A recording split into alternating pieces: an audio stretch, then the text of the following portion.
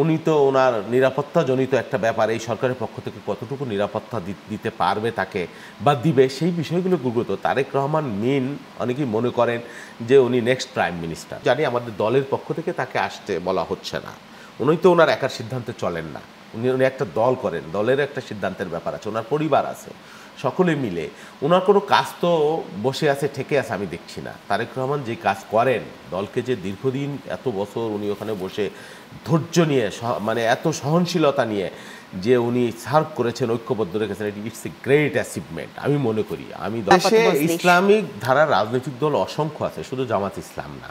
না, তারা তো দলে টানবার চেষ্টা করছে, জামাত ইসলাম বাংলাদেশ করছে, সবাই তাদের দলে সাড়া দিচ্ছে এরকম না। আমরা দেখছি যে চরমোনাই যেটা ইসলামী আন্দোলন, তাদের সাথে তাদের সখ্যতা দেখছি, কিন্তু এর বাইরে একটা বৃহৎ আলেম গোষ্ঠী, হেফাজতে ইসলাম, ইসলামী আন্দোলন, খেলাফত মজলিস, নেজামে ইসলাম, অসংখ্য রাজনৈতিক দল আছে, অনেকের সাথে আমাদের কথা হচ্ছে দেখছি। এবং তারা যে তাদের এই চরমোনাই এবং কি জামাত ইসলামের যে জোট, সেই জোটকে যে তারা পছন্দ করছে না, তাদের বক্তব্য বিবৃতির মধ্যে অনেক মজলুম আলেম আছে, এর মধ্যে অনেক মজলুম আলেম, বাবুনগরী সহ হ্যাঁ অসংখ্য। সেদিন দেখলাম তারা সমাবেশ করেছে ইঞ্জিনিয়ারিং ইনস্টিটিউটে, অনেক বাংলাদেশের 500-700 হাক্কানি আলেম। তাছাড়া অনেক আলেমদের সাথে, মাদ্রাসা ছাত্র কওমি অনেকের সাথে আমাদেরও ব্যক্তিগত যোগাযোগ আছে।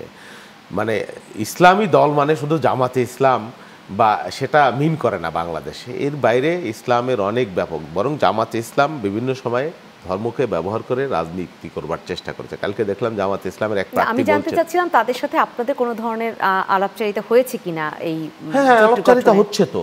কয়েকদিন আগে আমাদের স্ট্যান্ডিং কমিটির 2জন মেম্বার হাটহাজারী মাদ্রাসায় ওখানে কথা বলেছেন, গিয়েছেন, তাদের সাথে মত বিনিময় করেছেন।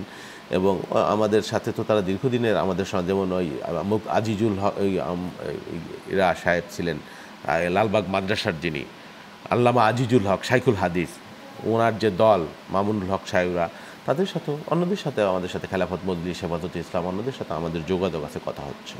তাদেরকেও কি আপনারা কোনো ধরনের আসন দিবেন এরকমটা কথা হচ্ছে? হ্যাঁ, নিশ্চয়ই। তারা তো আর গণতন্ত্র বিরোধী কোনো দল না, তারাও ফ্যাসিস্ট বিরোধী শক্তি, নির্যাতিত মজলুম আলেম আছে অনেক। তারা তারা যদি আগ্রহ প্রকাশ করে, আমি মনে করি যে আমাদের দলের পক্ষ থেকে পজিটিভলি তাদেরকে অন করা হবে।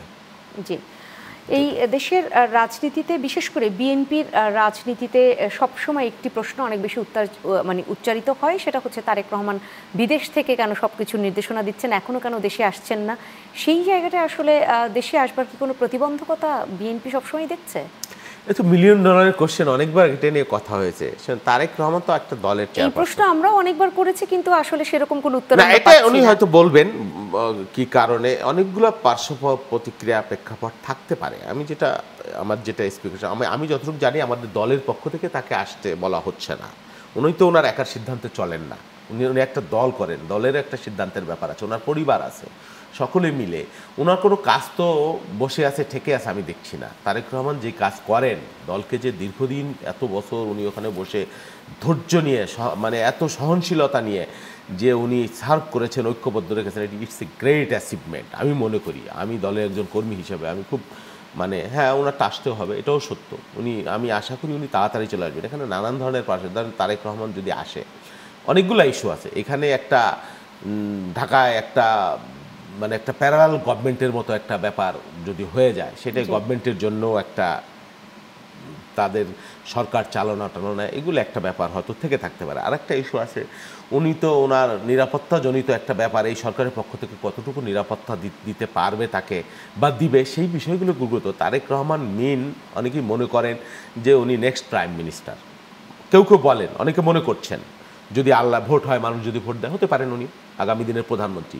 তো উনি আগামী দিনের প্রধানমন্ত্রী মিনিং, এবং শুধু এটা না, উনি বিএনপির ঐক্যের প্রতি।